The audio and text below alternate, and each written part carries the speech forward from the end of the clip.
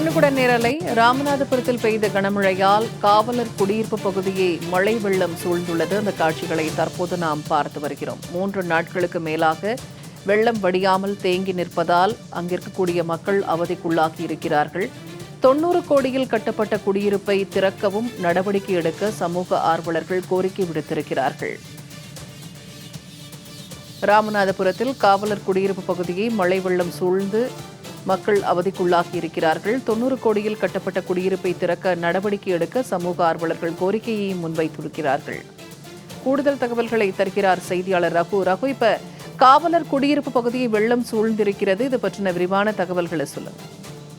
கண்டிப்பா பூர்ணிமா, கனமழை பெய்து 3 நாட்களுக்கு மேலாகியும் வெள்ள நீர் வடியாமல் ராமநாதபுரம் மற்றும் சுற்றுவட்டார பகுதிகளில் பல பகுதிகளிலும் வெள்ள நீர் தேங்கி நிற்கக்கூடிய காட்சிகள் காணப்படுகிறது. ராமநாதபுரம் மாவட்டத்தில் கடந்த சில தினங்களுக்கு முன்பு பெய்த கனமழையால் மாவட்டத்தின் பல்வேறு பகுதிகளிலும் வெள்ளக்காடாக காட்சியளிக்கிறது.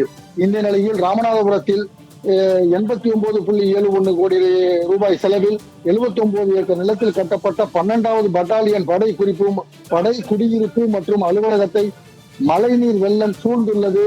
இந்த பகுதியை இடுப்பளவு வெள்ளம் சூழ்ந்துள்ளது. இந்த கட்டிடம் கட்டப்பட்டு 3 ஆண்டுகளாகியும் இதுவரை இன்னும் சிறப்பு விழா காணாமல் இருக்கிறது. இங்கு 500க்கும் மேற்பட்ட வீடுகள் கட்டப்பட்டுள்ளது. இந்த நிலையில் 12வது பட்டாலியன் படையினருக்காக கட்டப்பட்ட நிர்வாக அலுவலகம், கவாத்து மைதானம், போலீசாருக்கான 500க்கும் மேற்பட்ட குடியிருப்புகள் அனைத்தையும் இடுப்பளவு வெள்ள நீர் சூழ்ந்துள்ளது. இடுப்பளவு சூழ்ந்துள்ள மழை வெள்ள நீரை வெளியேற்ற வேண்டும். கட்டி முடிக்கப்பட்டு 3 ஆண்டுகளுக்கு மேலாகியும் மக்கள் பணம் 90 கோடியில் கட்டப்பட்ட போலீசார் குடியிருப்பை திறந்து வைக்க நடவடிக்கை எடுக்க வேண்டும் என பொதுமக்களும் சமூக ஆர்வலர்களும் கேட்டுக் கொண்டுள்ளனர். மழை பெய்து 3 நாட்களுக்கு மேலாகியும் இந்த போலீஸ் பட்டாலியன் மைதானத்தை போல ராமநாதபுரத்தின் புறநகர் பகுதிகளில் பல பகுதிகளிலும் வெள்ள நீர் வடியாமல் இருக்கிறது என்பது குறிப்பிடத்தக்கது. பூர்ணிமா, கள நிலவரத்தை பகிர்ந்து கொண்டமைக்கு நன்றி ரகு.